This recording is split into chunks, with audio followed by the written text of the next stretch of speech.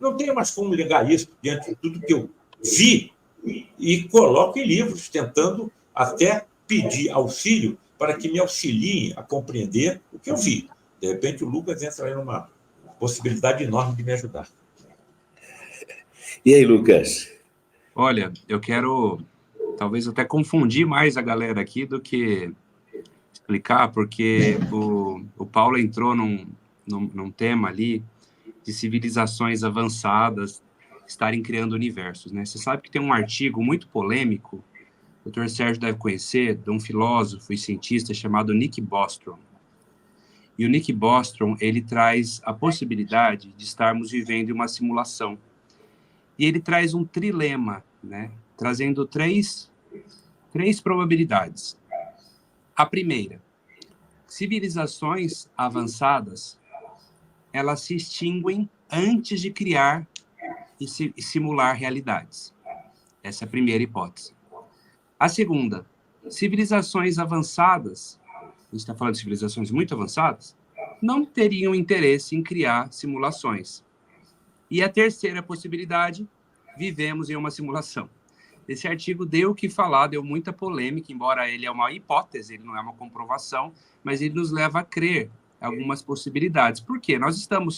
Se nós somos uma civilização inicial, aí como diz o professor Paulo, iniciante, frente a tantas evoluídas e mais do que nós estamos chegando numa era de metaverso, de inteligências artificiais, onde é muito provável que estejamos simulando realidades muito em breve dentro de um game, né? Onde eu coloco um óculos de realidade virtual, daqui a pouco não é só óculos, eu escuto lá dentro, eu sinto cheiro, eu sinto gosto, eu tenho uma vida lá dentro, eu tenho relacionamentos, eu tenho negócios lá dentro, não é mesmo? Então, o que o Nick Bostrom traz? Se nós, uma civilização desse tamanho ainda, já estamos chegando ao ponto de quase simular realidades com consciências, vou colocar entre aspas, quem garante que nós já não estamos dentro de uma? É uma possibilidade, não é? Não é ciência isso, mas é uma possibilidade que nos deixa intrigados, não é mesmo? No mínimo, nós vivemos numa realidade holográfica, com certeza. Eu sempre me questionei muito acerca do que é real, não é? Tem um livro do Gary Renard chamado O Desaparecimento do Universo, onde ele vai chegando às conclusões que, pela física quântica, a matéria não é bem matéria, não é? Ela é 99,9999% composta de espaço vazio, ela é energia. A distância do núcleo de um átomo a um elétron é como se fosse proporcionalmente a distância de Nova York a São Francisco. Imagina os Estados Unidos com um buraco no meio, uma distância gigante. A distância no mundo quântico não tem, pela não localidade. O tempo é um contínuo espaço-tempo. O outro não existe, porque só existe o todo, e a gente é subdivisão desse todo. Então, ele começou a quase enlouquecer, porque ele pensou, não tem o tempo, não tem o espaço, não tem o outro. O que existe? Né? Só existe uma sopa quântica, que se subdivide em várias pluralidades de dimensões frequenciais. Ainda na física quântica, né, se eu der um zoom no corpo humano, eu vou encontrar órgãos. Se eu der um zoom maior, eu vou encontrar células. Se eu der um zoom ainda maior, eu vou encontrar moléculas. Se eu for ainda mais adiante, eu vou encontrar átomos. Eu acreditava que não eram divisíveis, né? O átomo vem daquilo que não é divisível, mas é divisível. E aí ele vai ter elétrons, prótons, nêutrons. Se eu der mais um zoom, eu vou chegar no chamado bóson de Higgs, que o cientista Peter Higgs, prêmio Nobel, chegou a essa conclusão. Mas se eu chegar ainda mais, tem o chamado vácuo quântico. Eles não poderiam chamar Deus de Deus, né? Eles chamam de vácuo, né? Porque está em todos os lugares esse negócio, tudo emerge dali, né? Mas vamos virar a página, vamos falar de bolo de chocolate, porque o cientista não vai falar isso aqui, então, será que é Deus? Porque está em todos os lugares, aparentemente sabe de todas as coisas, não é onisciente, onipotente, taranã, taranã. Então, Primeiro, a gente precisa desconstruir o castelinho de cartas do sistema de crenças a programação vigente que nós recebemos do que é real, questionar isso para depois falar assim, peraí, eu preciso mudar o paradigma.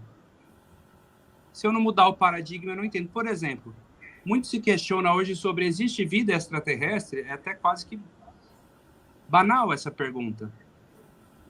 E aí eles querem encontrar uma vida assim, ó, visível, igual eu tô vendo vocês aqui, ó.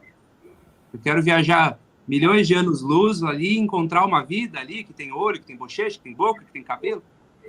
Então é preciso mudar o paradigma. Não perceberam que a vida extraterrestre está no meio de nós, ou quem sabe somos nós também extraterrestres. Né? Então, enquanto não se mudar o paradigma, enquanto ver a realidade como partícula, como matéria, e não como onda, não se chega a conclusões. Se eu vejo tudo separado, se eu vejo tudo como matéria, se eu vejo tudo sólido, eu tenho uma conclusão. Se eu vejo tudo como onda, como diz Nikola Tesla, se quiser compreender o universo, pense em termos de frequência, energia, vibração.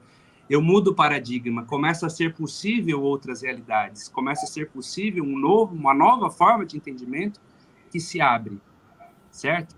Então, eu penso que esse é um caminho para a gente continuar aprofundando e discutindo. Eu peço até para que as pessoas que estão nos acompanhando aí, faça o seu comentário aí. E aí? Será que nós vivemos na realidade? O que é real? E só para finalizar, olha que interessante, né? Quando fala assim, ó, o Dr. Sérgio falou que Jesus falou, vós sois deuses, né? Mas ele ainda diz assim, ó, o reino dos céus está dentro de vós. Então, primeira conclusão, o reino dos céus não é um lugar externo, que eu vou lá, um local, eu vou lá no reino dos céus, ele está dentro de vós. Então, me leva a crer que é um estado consciencial. É isso. Professor Serginho, posso fazer a pergunta para o professor Lucas? Vamos lá. Que ele está me deixando assim, muito assim... Energético. Como eu vou dizer? Não, ele está me deixando assim, mas num bom sentido. Estou me sentindo imensamente feliz de estar aqui participando dessa conversa. Também. Ô, Lucas, qual é a tua corrente religiosa? Eu não tenho uma religião, eu sou cristão. Sim. Então você acredita em Deus? Deus tudo. Prazer, Deus, tudo Deus, total, tudo é Deus. Tá bom. Você poderia me dar uma definição direta do que é Deus para você? Do que é o Deus para mim? Isso. Para mim, Deus é tudo que existe em formas que ele se subdivide e ele aprende e evolui. Nós somos uma apresentação e uma forma disso, é uma frequência. É como uma sintonia.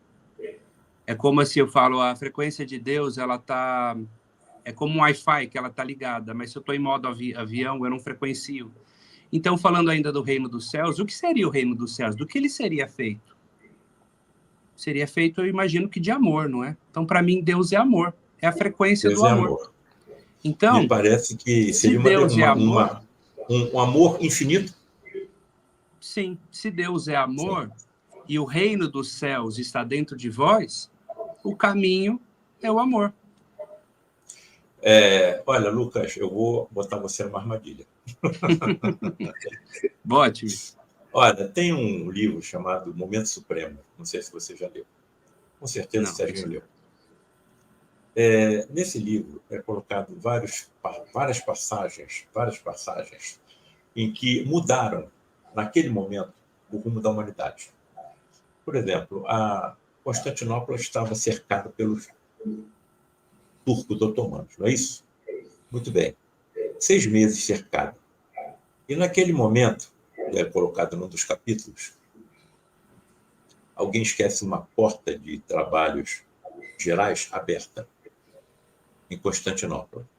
Entra o primeiro turco, entre o segundo, entre o terceiro, entre o 10º, entre o 100º, entre o 1000º e Constantinopla é conquistada. Então ele coloca aquele momento em que alguém esqueceu uma porta aberta como um momento supremo. Eu vou colocar você agora no momento supremo.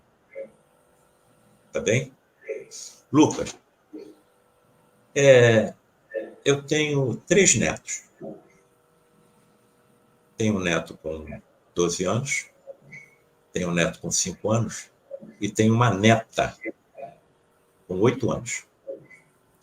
Quando a minha nora estava grávida de 2 para 3 meses da minha neta, ela foi picada pelo mosquito da Zika e a minha neta nasceu com microcefalia. A criança não fala, a criança não anda, a criança não come, está sendo alimentada por uma sonda de gastrostomia para não morrer de fome. Graças a Deus está na minha família. Dentro dessa concepção de uma perfeição infinita, de um amor infinito, como é que nós poderíamos explicar uma tragédia biológica dessa com uma criança que nem nasceu? E olha que a precisão da doença é impressionante. Ela manipula 4 seres vivos.